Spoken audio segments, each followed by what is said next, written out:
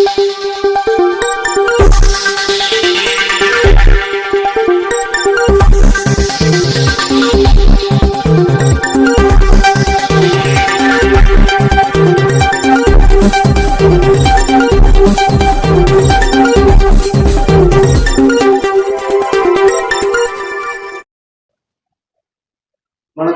வணக்கம். கடந்த 18ஆம் தேதி தாவேக தலைவர் விஜய் அவர்கள் திமுகவை பார்த்து தீய சக்தி, கடந்த காலங்களில் எம்ஜிஆர் மற்றும் ஜெயலலிதா அவர்கள் தீய சக்தின்னு குறிப்பிட்டு வந்தாங்க. அதவே நானும் கூறுறேன் அப்படின்னு சொல்லிட்டு அவர் அடுத்த திட்டமா ஒரு பதிவு பண்ணியிருந்தாரு. அதே போல தாவேகா ஒரு தூய சக்தி, தமிழகத்துக்கு தேவையான ஒரு தூய சக்தி என்று அவரு குறிப்பிட்டிருக்காரு. அதை பத்தி நீங்க என்ன நினைக்கிறீங்க? முதல்ல வணக்கத்தை தெரிவிச்சுக்கிறேன். அதாவது நானும் அந்த காணொலியை பார்த்தேன். திராவிட முன்னேற்ற கழகத்தை தீய சக்தின்னா, அதே போல அவரோட கட்சியை தாவேகாவை தூய சக்தின்னு மென்ஷன் பண்ணி அந்த கூட்டத்துல பேசியிருந்தாரு. நான் சுருக்கமா 2-3 விஷயங்களை சொல்லி நான் முடிச்சுக்கிறேன். அதாவது ஒருத்தரை தீயவருனோ இன்னொருத்தரை தூயவருனோ அவங்க நடவடிக்கைகளை வச்சுதான் சொல்லணும் முடிஞ்சு, விஜய் மாதிரி கூத்தாடிய மைக்க பிடிச்சி அவர் தீயவர் நான் தூயவர்னு சொன்னா பொதுமக்கள் ஏத்துக்க மாட்டாங்க. அவர் தீய சக்தின்னு சொன்ன திமுக ஒரு 5 முறை கலைஞர் தலைமையில் ஆட்சியிலையும் 6வது முறையா திராவிட முன்னேற்ற கழகத்தின் தலைவரான திராவிட மாடல் ஆட்சியின் நாயகர் மு.க. ஸ்டாலின் அவர்களோட தலைமையில இந்த 5 ஆண்டுகளை நெருங்க போது மிக தூய்மையான ஆட்சியை தமிழ்நாடு வழங்கிட்டு இருக்காங்க. இது வெறும் வார்த்தையில தூய்மையான ஆட்சி இல்லை. நீங்க எடுத்துக்கிட்டீங்கன்னா 2021 ஆட்சி அமைஞ்ச காலகட்டத்துல கொரோனா என்னும் கொடிய நோய் நமது இந்தியா முழுவதும் அல்ல உலகம் முழுவதும் வாட்டி வைத்து கொண்டு இருந்த பொழுது ஆட்சி கட்டிலுக்கு திராவிட முன்னேற்ற கழகம் வந்தது. இருந்த போதும் பொதுமக்களின் நலன் கருதி அன்றைக்கு அன்றாட தேவைகளை அவர்கள் பூர்த்தி செய்யும் விதமாக எல்லாரும் வீட்டுல முடங்கிட்டு இருந்தப்ப திராவிட முன்னேற்ற கழகத்தின் முதல்வர், தமிழகத்தின் முதல்வர் தளபதியார் அவர்கள் 4000 ரூபாய் 2 தவணையா பொதுமக்களுக்கு வழங்கினார். யாரு? இந்த விஜய் தீய சக்தின்னு சொன்ன திராவிட முன்னேற்ற கழகத்தின் தலைவர், முதல்வராக தமிழ்நாட்டில் உள்ளவர் பொதுமக்கள் நலன் கருதி அந்த 4000 ரூபாய் பணமும் 14 வகையான மளிகை பொருளும் பொதுமக்களுக்கு போய் சேர்ற மாதிரி செஞ்சார். அன்றைக்கு விஜய் தீய சக்தின்னு சொன்ன திமுகவோட தலைவர், அதாவது தமிழ்நாட்டோட முதல் குடிமகன், இன்றைக்கு முதலமைச்சராக இருக்கக்கூடியவர் தான். அவர் என்ன செஞ்சாருன்னா, தன்னோட கவச உடைகளை மாட்டிக்கொண்டு அந்த கொரோனா நோயாளிகள் பாதிக்கப்பட்ட அந்த பாதுகாக்கப்பட்ட ஐசியு வார்டுக்கே நேரடியாக சென்று அவர்களை நலம் விசாரித்தார். அவரை தீய சக்தின்னு சொல்றார். அப்ப இவர் என்ன செஞ்சிட்டு இருந்தாரு தெரியுமா? பல நடிகைகளை கட்டி பிடிச்சி திரைப்படத்துல நடிச்சிட்டு இருந்த ஒரு நடிகர். இவர் தூய சக்தின்னு சொல்றாரு. அது போகட்டும். அடுத்து இவர் கட்சி ஆரம்பிச்சிட்டார். திராவிட முன்னேற்ற கழகம் ஆட்சி ஆண்டு. திராவிட முன்னேற்ற கழகம் ஆட்சியில மாணவர்களுக்கு புதுமை பெண் திட்டம் கொண்டாந்தார், தமிழ் புதல்வன் திட்டம் கொண்டாந்தார், நான் முதல்வன் திட்டம் கொண்டாந்தார். இந்த திட்டங்கள்லாம் என்னன்னு சொல்லுதுன்னா படி படி படின்னு சொல்லுது. இவரு ஒரு கூட்டம் வச்சிருக்கிறாரு, தற்கொலை கூட்டம். எத்தனை தொகுதிகளை ஜெயிப்பீங்கன்னா 400 தொகுதிகள் சொல்றாப்புல ஒரு பையன். இன்னொரு பையன் என்ன சொல்றாப்புல 267 தொகுதிகள் நாங்க தான் ஜெயிப்போம்னு சொல்றாப்புல. நீங்க இதெல்லாம் நீங்க காணொலியில கேட்கலாம். நீங்க உலக பிரசித்தி பெற்ற ஒரு தொலைக்காட்சி நிருபர், நீங்களும் ஊடகத்தை சேர்ந்தவர், நீங்க பேட்டி எடுத்துட்டு போறீங்க. உங்க முன்னாடி பாம்பு நடனம் மாதிரி ஆடி உலகத்துக்கே இந்த கட்சி எவ்வளவு மோசமான தீய சக்தின்னு சொல்லி எடுத்துரைச்ச சம்பவங்கள்லாம் இருக்குது. இன்றைக்கு பார்த்திருப்பீங்க, வடக்கு மண்டல இளைஞரணி கூட்டம், நிர்வாகிகள் கூட்டம் நடந்துச்சு. லட்சக்கணக்கான இளைஞர்கள் கலந்துக்கிட்டாங்க. ராணுவ கட்டுப்பாடோடு இருக்கிற ஒரு இயக்கம் திராவிட முன்னேற்ற கழகம் இயக்கம். பவளவள கண்ட ஒரு இயக்கத்தை பால்வாடி தனமான இருக்கிற ஒரு இயக்கம் இன்னும் அரசியல்ல எத்தனை சதவீத ஓட்டு இருக்குதுன்னே தெரியல, எத்தனை பேருக்கு ஓட்டு இருக்குதுன்னே தெரியல அந்த கட்சியில. அவங்க அந்த கட்சியோட தலைவர் சொல்றாரு, திராவிட முன்னேற்ற கழகத்தை பார்த்து தீய சக்தி. இந்த ராணுவ கட்டுப்பாடோட நடந்துச்சு இளைஞரணி கூட்டம். அந்த கூட்டம் நடக்கிறதுக்கு முன்னாடியே ஒவ்வொரு சேரையும் உங்களை மாதிரி ஊடகவியாளர்கள் தான் செய்தியா போட்டீங்க. அதுல பசியோட வந்திருக்கிற இளைஞர்களுக்கு ஸ்நாக்ஸ் முடிஞ்சு போகும்போது பிரியாணி ஒரு தொண்டை ஒரு சேர ஒடிக்கல சார். மெயினா நீங்க தாவேக்கா கூட்டம் முடிஞ்சிட்டு போனா ஒரு போர்க்களம் முடிஞ்சு பாகுபலி சண்டை முடிஞ்சோன்னா எப்படி இருக்கும்? அது மாதிரி காட்டுத்தனமா இருக்கும். அது விஜய் மென்ஷன் பண்ண தூய சக்தி ஒரு ராணுவ கட்டுப்பாடோட பொதுமக்களுக்கு எந்த விதமான அச்சம் இல்லாத எதிர்கால இளைஞர்களை கட்டமைக்கும் ஒரு கட்சி தீய சக்தியா? அதெல்லாம் விட்டுருவோம்.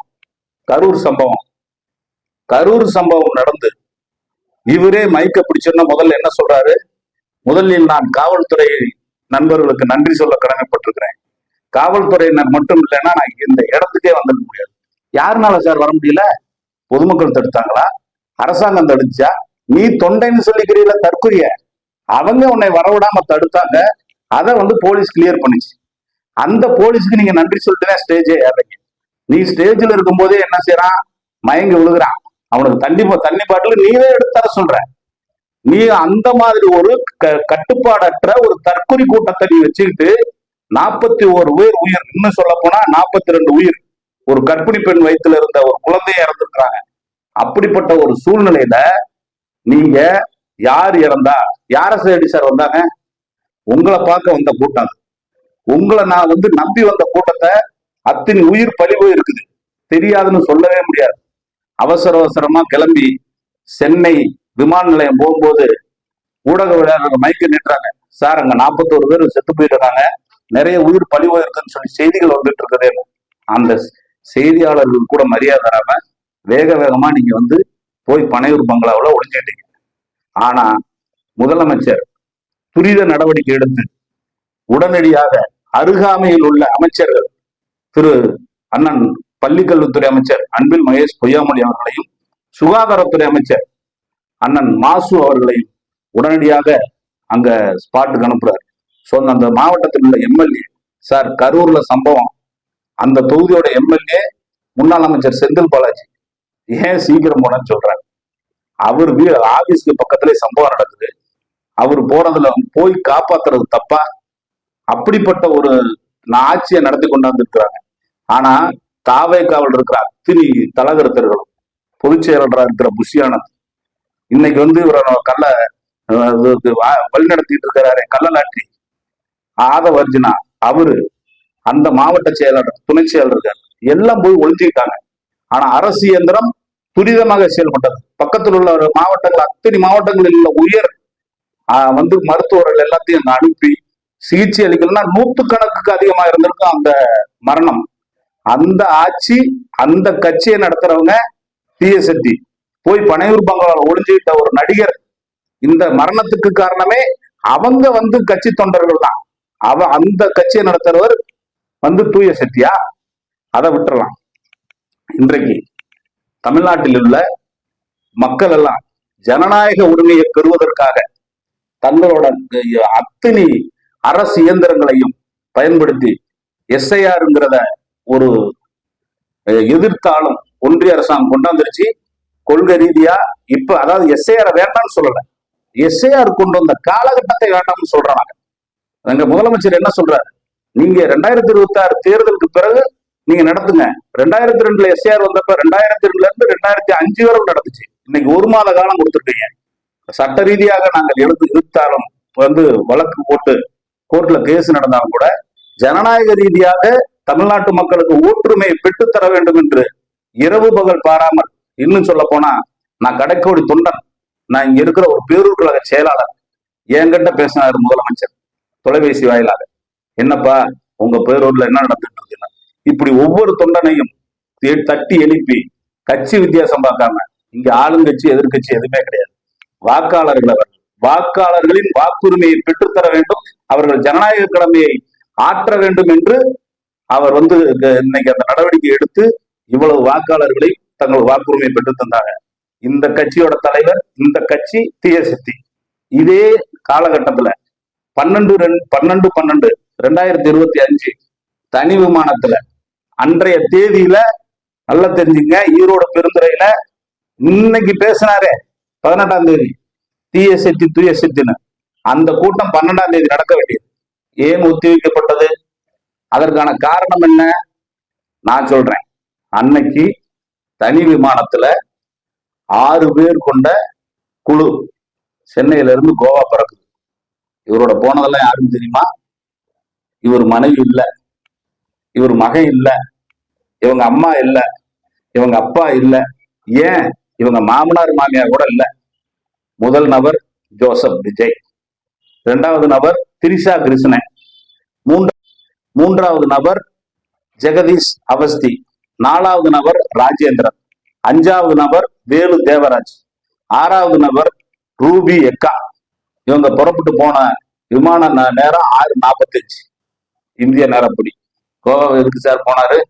இல்ல, இவ்வளவு பெரிய ஒரு கட்சியோட தலைவர் நீங்க இவ்வளவு பெரிய அபாண்டமான ஒரு குற்றச்சாட்டு சுமத்துறீங்களே, அதுக்கான ஆதாரம் இல்ல இருக்கா? ஆதாரம் என்கிட்ட மட்டும் இல்ல, ஒவ்வொரு ஊடகங்களுக்கும். உங்க ஊடகங்களே நீங்க போய் பாருங்க. நீங்க ஒண்ணும் செய்ய வேணாம். சென்னை விமான நிலையத்துல வந்து ஹிஸ்டரி எடுத்து இந்த தனி விமான நம்பரை போட்டு அன்றைக்கு தேதிக்கு யாரு போனாங்கன்னு சொல்லுங்க. என்கிட்ட ஆதாரம் இருக்குது. அந்த விமான நிலையத்துல அவங்க கையெழுத்து போட்டு இத்தனை மணிக்கு போனாங்க. இத ஊடகங்களையும் வந்துருந்துச்சு. தனி விமானத்தில் திரிஷாவோடு பயணம் செய்ததாக தகவல்னு ஒரு பத்திரிகை. தகவல் கிடையாது, அது உண்மைதான். திரிஷா கிருஷ்ணன், நான் ஒரு நடிகையோட போறத தப்பா சொல்லல. இன்னைக்கு இவர் ஒரு நடிகர் மட்டுமல்ல, இன்றைக்கு ஒரு கட்சியோட தலைவர். கொள்கை பரப்பு செயலாளரா திரிஷா, இல்ல துணை பொதுச் செயலாளரா? இன்னும் அந்த கட்சியில நான் உறுப்பினர்னு கூட அவங்க வெளிப்படையா சொல்லல. நான் கேட்கிறேன் சார், இவரோட தனி உதவியாளர் ஜெகதீஷ், திரிஷாவோட தனி உதவியாளர் ரூபி எக்கா, இதோட ஜோசப் விஜய் போறார். அது அவரோட தனிப்பட்ட சுகதுக்கங்கள், அவரோட தனிப்பட்ட அபிலாசைகள். ஆனா தீய சக்தி தூய சக்தி நீங்க கேட்டீங்களே, மக்களுக்காக போராடும் கட்சி இவர் பார்வையில் தீய சக்தியாகவும், தன்னோட அபிலாசைகளை தீர்த்து கொண்டு என்றைக்காவது ஒரு ஓய்வு எடுத்துவிட்டு அந்த மிச்சம் இருக்கும் நேரத்துல மைக்க பிடிச்சு நனக்கும் மைக்கு கிடைச்சிருச்சு, ஒரு தற்கொலை கூட்டம் 4 பேர் கத்துறாங்கன்னு சொல்லிட்டு நீ தீய சக்தின்னு பேசி இதுக்கு அதிமுக ஓட்ட ஒரு கவர்றாராம். எப்படி எம்ஜிஆர் சொன்னாரு, ஜெயலலிதா சொன்னாங்க, நானும் சொல்றேன் சார், இப்பயும் சொல்றேன். அதிமுக என்பது எங்களுக்கு எதிர்கட்சி. அவங்க எங்களை எதிர்ப்பாங்க, நாங்க அவங்க எதிர்ப்போம். அரசியல் ரீதியா அதுக்கான காரணங்கள் இருக்கிறது. நீ என்ன காரணத்தினால நீ தமிழ்நாட்டுல திமுகவுக்கும் தாவேகாவுக்கும் போட்டின்னு சொல்ற? இத்தனை எலெக்ஷன்ல இன்னும் நான் எழுதி வச்சுக்கிறேன், உங்க ஊடகங்களின் வாயிலாக சொல்றேன், ஒரு தொகுதியில கூட அந்த தாவேகா தற்கொலைகள் டெபாசிட் வாங்க மாட்டாங்க. இல்ல, எம்ஜிஆர் உடன் பயணித்த செங்கோட்டையன் கூட போய் சேர்ந்திருக்காரு இல்லையா? ஆமா, அல்ல அதோடைய பலம் கூட வாய்ப்பு இருக்கு. செங்கோட்டையன் நீங்க கேட்டீங்கன்னால அவரோட அந்திம காலம் அது 9 முறை அவர் எம்எல்ஏவா இருந்தாரு. அவர் வாழ்க்கையில தோல்வியை சந்திக்காதவர்ல அவரும் 1996 தோல்வி பெற்றிருக்கிறார். இப்ப அவரோட போதாத காலம் அவர் அதிமுகவுல ஒரு பகுத்தறிவு சுயமரியாதை இயக்கத்துல வளர்ந்தவர், தன்மானத்தை இழக்காத ஒரு தலைவரா அறியப்பட்ட இந்த செங்கோட்டையன் தான் இந்த தற்கொலை கூட்டத்தோட போய் இணைஞ்சி தானும் அந்திம காலத்துல ஒரு தற்கொலை கூட்டத்தின் உறுப்பினராக தன்னை நிரூபிச்சிருக்கிறாரு. இந்த விஜய் முதல்ல 29 வயசுல செங்கோட்டையன் சட்டமன்ற உறுப்பினராக தேர்வுபட்ட பொழுது விஜய்க்கு 5 வயசு சார். அதுக்கப்புறம் 9 முறை சட்டமன்ற உறுப்பினராக இருந்த ஒருவர் இன்றைக்கு விஜய் முன்னாடி கை கட்டி வாய் குத்தி இருக்கிறார். அது அவரோட தன்மான இழப்பு தான். இன்னும் சொல்றேன், அவருக்கும் இழப்பு, அவரை சேர்த்ததனால் விஜய்க்கும் அங்க பேரிழப்பு ஏற்பட போகிறது என்பதுதான் நிதர்சனம். இது வருகின்ற சட்டமன்ற தேர்தல் நிறுவனம். விஜய் அவர்களே சொல்லியிருக்கிறாங்க, செங்கோட்டையன் எங்க கட்சியில் இணைஞ்சது எங்களுக்கு மிகப்பெரிய ஒரு ஆதரவு. அதான் இது போன்ற இன்னும் மேலும் மேலும் அதிமுக அமைச்சர்களாகட்டும், முன்னாள் உறுப்பினர்களாகட்டும், தாவைகளை இணையதற்கு தயாரா இருக்கிறாங்க ஒரு அறிக்கை விட்டுருக்காங்க. இதன் மூலமா ஒண்ணு சொல்றேன், இவங்க கட்சி ஆரம்பிச்சு மதுரை விக்கிரவாண்டி மாநாடு, மதுரை மாநாடு இதெல்லாம் முடிச்சு இந்த கரூர் சம்பவங்களுக்கு எல்லாம் முன்னாடி என்ன சொன்னாங்க, 234 தொகுதிகளும் தாவேகா வெல்ல போகிறது, எங்கள் தலைவர் விஜய் முதலமைச்சராக ஆக போறாருன்னு சொல்லி. செங்கோட்டையன் கட்சியில சேர்ந்த அன்னைக்கு இவங்களோட ஸ்டேட்மெண்ட் என்ன தெரியுமா? முதல் சட்டமன்ற உறுப்பினர் உறுதியாக இருக்கிறார். அப்ப இவங்க இப்பத்தே முதல் சட்டமன்ற உறுப்பினரை உறுதிப்படுத்திருக்காங்க. விஜயவே உறுதிப்படுத்தல. இவங்களோட ஸ்டேட்மெண்ட் எல்லா ஊடகங்களையும் வந்துச்சு. செங்கோட்டையன் சேர்ந்த அன்னைக்கு முதல் சட்டமன்ற உறுப்பினர் தாவேகாவிற்கு உறுதியாகி விட்டது. அப்ப இந்த கட்சியை ஆரம்பிச்ச முதல் தற்குறி விஜய் வந்து கட்சி ஆரம்பிச்சப்ப விஜய் அவங்க நம்பல. செங்கோட்டையன் மாதிரி ஆளுங்க வந்தாதான் தாவேகாவுக்கு பலன்னு சொல்றாங்க. நான் மறுபடியும் மீண்டும் மீண்டும் சொல்றேன், செங்கோட்டையன் அரசியலின் அந்திம காலத்தில் இருக்கிறார். செங்கோட்டையன் ஒண்ணு தூய அரசியல்வாதி கிடையாது. வாச்சாத்தி படுகொலைக்கு பிள்ளையார் சொல்லி போட்டவர், வாச்சாத்தி படுகொலை முன்னின்று நடத்தினவர் திரு செங்கோட்டையன் அவர்கள். இதை நான் சொல்லல, அவங்க கட்சியில இப்போ வரல இருந்தவர்களும் அவரை சொல்லாதவங்க. அவர் அந்த கட்சியை விட்டு வெளியே வந்தோம்னா அதிமுகக்காரங்களே இப்ப அதை சொல்றாங்க. வாச்சாத்தி படுகொலைக்கு காரங்களே இப்ப அதை சொல்றாங்க. வாச்சாத்தி படுகொலைக்கு யாரா காரணம்னு சொன்னா செங்கோட்டையன், அவர் ஒரு ஜாதி வெறி பிடிச்சவரு அப்படின்னு அதிமுகவோட தலைவர்கள் இன்னைக்கு டிவியில பேட்டி கொடுத்துட்டு இருக்காங்க. அதனால செங்கோட்டையன் போனது செங்கோட்டையனுக்கும் இழப்பு. அதனால தாவேகாவுக்கு பலன் 0 தான். இல்ல, தாவேகாவுக்கு இளைஞர்களுடைய ஓட்டு அதிக வழியா இருக்குன்னு சொல்லி ஒரு சமூக ஊடக கருத்துக்களாகட்டும், இல்ல ஒரு கருத்துக்கணிப்புகளாகட்டும், அரசியல் விமர்சகர்களாகட்டும், இல்ல அனைவரும் குறிப்பிடுறாங்க. அப்போ சமீபத்தில் நடந்த பொதுக்கூட்டத்தில் கூட இளைஞர் பட்டாளம் அவ்வளவு அதிகமா இருந்தது. இப்போ கண்டிப்பா ஒரு வாய்ப்பு இருக்குன்னு தான் நீங்க சொல்றதெல்லாம் ஒத்துக்கிறேன். நீங்க குறிப்பா பாத்தீங்கன்னா விக்கிரவாண்டி வந்து மாநாடு நடத்தினாங்க. அந்த மாநாட்டுல ஊடகங்கள் எல்லாம் போயிட்டு எடுத்தாங்க. மதுரை மாநாடு நடத்தினாங்க. கரூர் ஆகட்டும், நாமக்கல் ஆகட்டும், எல்லா கூட்டத்திலையும் நீங்க பாத்தீங்கன்னா த்ரூ அவுட் தமிழ்நாடு நீ விஜய் வந்து எந்த கூட்டத்துல பேசுறாங்க. இப்ப புதுச்சேரியில வந்து கூட்டம் இப்ப வந்து நடத்தினாங்க. புதுச்சேரிக்காரங்க மட்டும் அங்க போகல. த்ரூ அவுட் தமிழ்நாடு புதுச்சேரி ரெண்டு வந்து மாநிலங்களை சேர்ந்த வந்து அவங்க ரசிகர் மன்றம். சார், இது வந்து ஒரு நடிகர். இவர் வந்து ஆரம்பத்துல படத்தில் நடிக்கும் போது இவர் ரஜினி ரசிகர்களை கவர்றதுக்காண்டி அண்ணாமலை தம்பி நான் வந்து வந்தேன்டான்னு சொல்லி ஆடினாரு. அந்த ரசிகர்களை கவரலான்னு அதே ரஜினிய காக்கா கழுகுக்கார சொல்லி வந்து அதையும் வந்து அவுட் பண்ணாரு. போன வருஷம் முதல் ஆளா 10:45 காலையில வாழ்த்து ரஜினி பிறந்த நாளுக்கு 12 வாழ்த்து சொன்ன விஜய் இந்த வாட்டி திரிசாவோட கோவா போயிட்டார். இந்த வாட்டி அண்ணாமலையோட தம்பி இல்ல தெரியுது. ஏன்னா அந்த ரசிகர்களும் காத்து கொண்டிருக்கிறார்கள், அஜித் ரசிகர்கள் காத்து கொண்டிருக்கிறார்கள், சிவகார்த்திகேயன் ரசிகர்கள் காத்து கொண்டிருக்கிறார்கள், சூர்யா ரசிகர்கள் காத்து கொண்டிருக்கிறார்கள். இது மாதிரி கோடிக்கணக்கான மற்ற நடிகர்களின் ரசிகர்களான இளைஞர்கள் விஜயை வந்து தேர்தல் களத்தில் ஜனநாயக ரீதியாக வீழ்த்துவதற்கு தங்களது ஒற்றை விரல் ஆயுதத்தை தயாராக வைத்துக் கொண்டிருக்கிறார்கள். இவரோட இளைஞர் பட்டாளம் என்பது தமிழ்நாடு தழுவிய இளைஞர்கள் ஒரு இடத்தில் கூடுவதுதான். இப்ப எங்களை மாதிரி திமுக மாதிரி வடக்கு மண்டலம், தெற்கு மண்டலம், மேற்கு மண்டலம் போட்டு பாருங்க. அன்னைக்கு வந்து பேச்சு கொடுத்து நீ இந்த ஊர்க்காரன் மட்டும் தான் வரணும்னு சொல்லி பாருங்க. அதோட வெட்ட வச்சு நான் இன்னும் சொல்றேன். அதுல வந்து இருக்கிற தற்கொலை கூட்டத்துல ஒரு 50% பேத்துக்கு ஒரு பையன் சொல்றான், தம்பி நீ எந்த கிளாஸ் படிக்கிற? நான் 10வது படிக்கிறேனே, இன்னைக்கு ஸ்கூல் இல்லையா, எங்க அண்ணனை பாக்குறதுக்கான லீவ் போட்டு வந்திருக்கிறேன். 39 அந்த பையனுக்கே ஓட்டு. அப்போ விஜய்க்கு போடுற கூட்டம் ஓட்டா மாறதுக்கு 100% வந்து முழுமையான வந்து வாய்ப்பு கிடையாது. அந்த இப்ப இருக்கிற ரசிகர்களே கூடும் இளைஞர்களே இப்ப கூடுற கூட்டத்தை மட்டும் சொல்றேன், ஒட்டுமொத்த வாக்காளர்கள் சொல்றேன், கூடுற கூட்டத்திலேயே 50% தான் வாக்குகளாக போவதற்கு வாய்ப்பு. அப்படி பார்த்தா 4-5% வாக்கு வாங்குவார் 2026 தேர்தல். இப்போ தாவேகா தலைவர் விஜய் வந்து திமுகவுடைய கொள்கை கோட்பாடுகள் பின்பற்றி வந்தாரு. அதனால திமுகவுக்கும் தாவேகாவுக்கும் வித்தியாசமே இல்லை அப்படின்ற மாதிரி ஒரு பரவலான கருத்துக்கள். அருமையான கேள்வி. தாவேகா வந்து திமுக கொள்கையை வந்து ஃபாலோ பண்ணணும்னு சொல்லி திமுக வாக்குகளை தாவேகா பிரிச்சிருன்னு சொல்றீங்க. ஒன்னே ஒண்ணு, இதுக்கு இந்த உங்கள் வாயிலா நான் பதில் சொல்ல கடமைப்பட்டிருக்கேன். திமுகவின் பின்னால் இருப்பவர்கள் கொள்கை கூட்டத்தினர். பேரறிஞர் அண்ணா, தந்தை பெரியார், முத்தமிழறிஞர் கலைஞர் வழிவந்த திராவிட முன்னேற்ற கழகத்தின் கொள்கைகளை பின்பற்றி வர்றவங்க. தாவேகாவில் இருக்கிறவங்களுக்கு கொள்கைனா என்னன்னு கேட்டா பக்கத்தில் இருக்கிறவங்க வந்து ஜான்சி ராணி தான். அதுக்கு பக்கத்துல இருக்கிறவரு தாடி வச்சுட்டு இருக்கிறாரு.